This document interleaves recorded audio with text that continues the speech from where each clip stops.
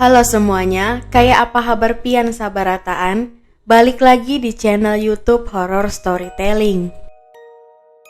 Di video kali ini Mimin akan menceritakan sebuah tragedi yang sangat menggemparkan di Indonesia pada tahun 2003. Tragedi ini bahkan menjadi isu nasional dan termasuk di dalam tragedi kecelakaan transportasi darat terbesar yang pernah terjadi di Indonesia. Bagaimana ceritanya? Mari kita sama-sama simak.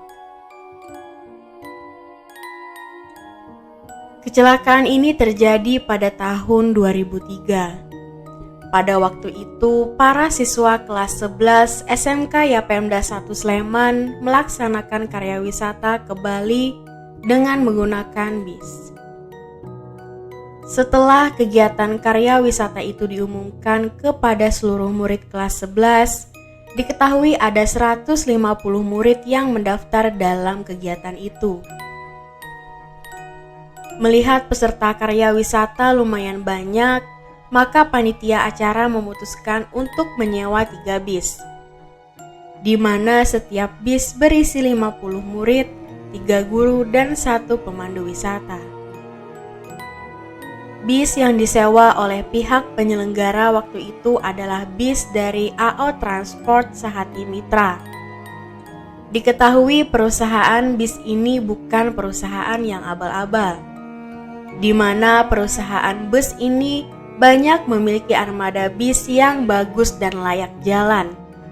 Seluruh bisnya juga memiliki fasilitas yang lengkap dan masih eksis hingga sekarang. Namun sayangnya pada waktu dulu bis pariwisata belum memiliki standar keamanan yang baik, di mana tidak adanya alat pemecah kaca untuk emergensi dan alat pemadam kebakaran. Pada waktu itu panitia menyewa 3 bis dengan merek Mercedes-Benz keluaran tahun 1998. Pada waktu itu bis itu tergolong masih baru karena umur bis itu masih sekitar 5 tahunan. Berdasarkan informasi dari Humas AO Transport, semua supir dan kenek yang bekerja pada saat itu sudah profesional dan sangat berpengalaman. Singkat cerita, hari yang ditunggu-tunggu pun datang. Rombongan bis SMK Yapemda 1 berangkat dari Yogyakarta menuju Bali melalui pelabuhan Ketapang Gilimanuk. Bis ini berangkat secara beriringan, di mana bis nomor 1 berada di depan dan bis nomor 2 dan 3 mengikuti di belakang secara berurutan. Seperti pertanda saja, perjalanan dari awal tidak berjalan mulus, di mana bis yang paling belakang, bis nomor 3, sering sekali mengalami masalah. Kendala pertama, kaca bis nomor 3 tiba-tiba retak seperti mau pecah, sehingga bis nomor 3 harus berhenti melakukan perbaikan agar kaca mobil tidak terlepas. Dan setelah berhasil diperbaiki, bis itu pun langsung melanjutkan perjalanannya. Tapi belum sampai di pelabuhan Ketapang, bis 3 ini lagi-lagi mengalami masalah, di mana atap dari bis nomor 3 tersangkut oleh kabel listrik, sehingga bis pun harus berhenti untuk melepas kabel listrik agar tidak tersangkut lagi. Dan pada akhirnya bis 3 pun sampai di pelabuhan Ketapang dan sudah ditunggu oleh 2 bis yang lain. Sesampainya di sana, para rombongan pun langsung menuju tempat wisata yang sudah dijadwalkan oleh pemandu wisata. Layaknya seperti turis pada umumnya, para siswa dan guru-guru menghabiskan waktu dengan jalan-jalan, foto-foto, dan juga berbelanja. Hanya keceriaan yang ada di raut wajah mereka pada saat itu. Sampai tidak terasa mereka sudah melewati semua rangkaian karya wisatanya dan mereka pun harus pulang menuju Jogja. Pada tanggal 8 Oktober 2003, sekitar pukul 14.20, mereka keluar dari tempat wisata terakhir dan melanjutkan perjalanan pulang melalui jalur yang sama dari jalur keberangkatan. Ketiga bis ini kembali jalan beriringan menuju pelabuhan Gilimanuk. Namun lagi-lagi kaca bis nomor 3 kembali pecah. Dan seperti kejadian pertama tadi, kaca pun langsung diperbaiki, sehingga mereka bisa kembali melanjutkan perjalanan. Ketiga bis itu pun datang tepat waktu di pelabuhan Gilimanuk dan menyeberangi Selat Bali hingga tiba di Pulau Jawa dengan selamat. Setelah keluar dari pelabuhan, posisi iring-iringan bis berubah, di mana posisi bis nomor 3 berada di tengah dan bis nomor 2 berada paling belakang. Hal ini dilakukan karena mengingat bis nomor 3 sering mengalami masalah. Informasi sedikit, sopir bis yang mengendarai bis nomor 3 bernama Armando dan keneknya atau supir pengganti bernama Budi. Tak terasa waktu memasuki malam hari, dan akhirnya mereka sampai di jalur Situbondo menuju Probolinggo. Pada saat itu bis nomor 2 yang paling belakang sempat mengisi bahan bakar di Probolinggo, dan supir bis Pak Armando meminta untuk bertukar posisi, di mana Pak Budilah yang akan melanjutkan untuk mengemudikan bis. Singkat cerita, mereka pun tiba di jalur Tanjakan Paiton Situbondo. Tanjakan Paiton ini memang sudah sangat terkenal rawan kecelakaan, karena jalur ini memiliki jalanan yang sempit dan memiliki tanjakan turunan yang curam serta tikungan tajam. Tanjakan Paiton juga dianggap sebagai jalur tengkorak, karena setiap kecelakaan yang terjadi di tanjakan ini selalu memakan korban. Pada saat melewati jalur itu, ketiga bis ini melajukan bisnya dengan kecepatan yang lumayan tinggi. Saat di jalan, di depan bis nomor 1 terdapat mobil pengangkut buah yang melaju sangat lambat, sehingga ketiga bis ini memutuskan untuk menyalip mobil pengangkut buah tersebut.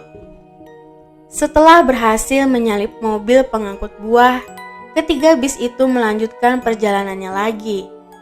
Sampai pada sewaktu-waktu, bis nomor 1 dan 3 berada cukup jauh di depan dari bis nomor 2. Dan pada saat bis nomor 2 ingin mengejar bis 1 dan 3, tiba-tiba dari arah berlawanan ada truk kontainer yang baru saja menyalip mobil yang ada di depannya.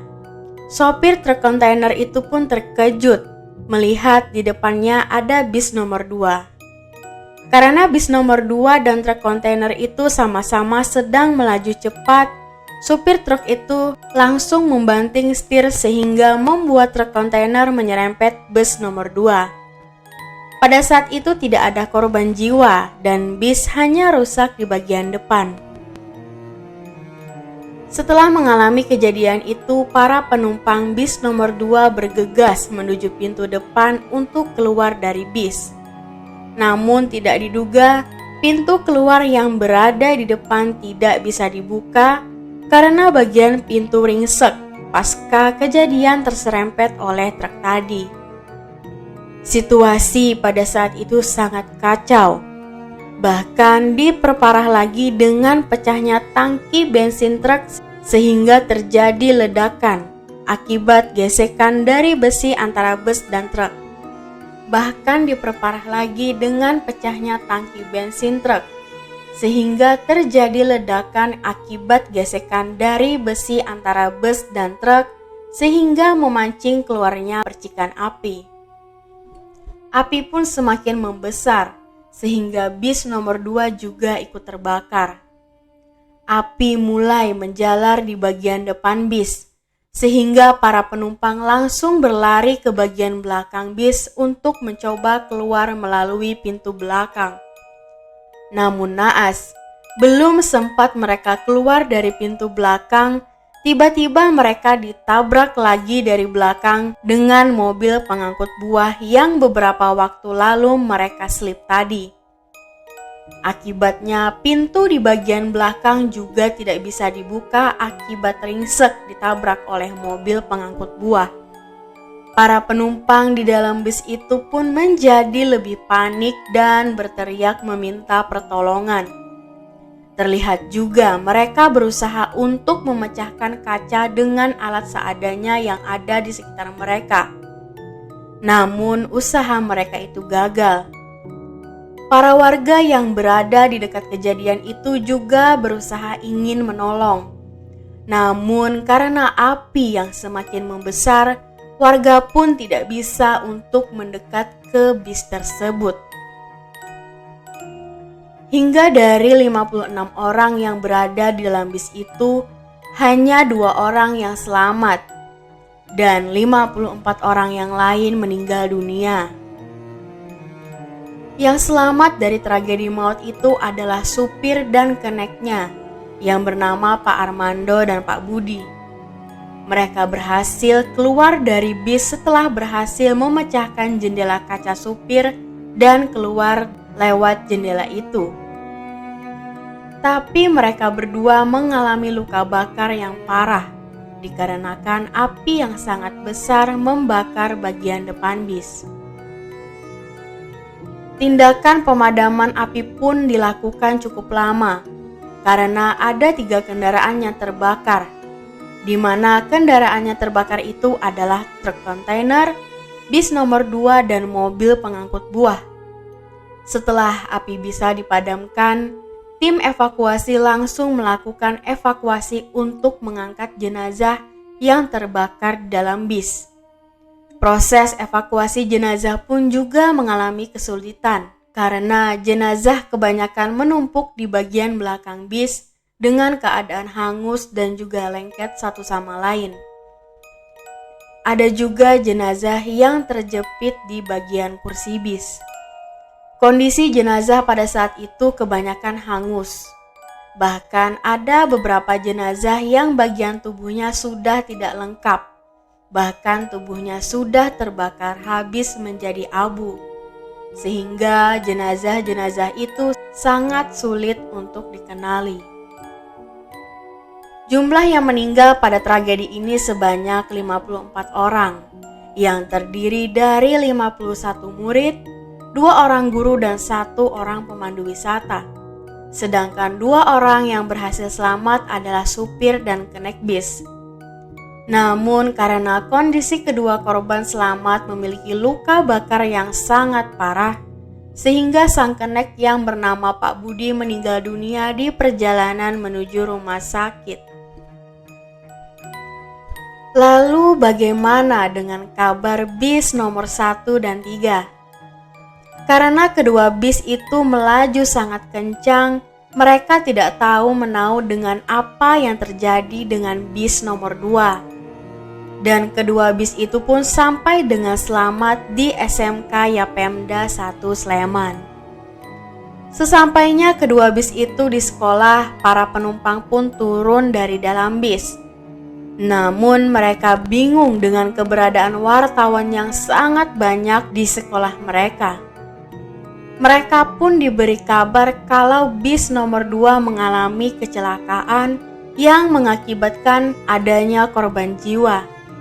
Mendapat kabar seperti itu, para penumpang bis 1 dan 3 sangat terkejut dan merasa tidak percaya dengan kabar tersebut, dikarenakan mereka baru saja berlibur bersama.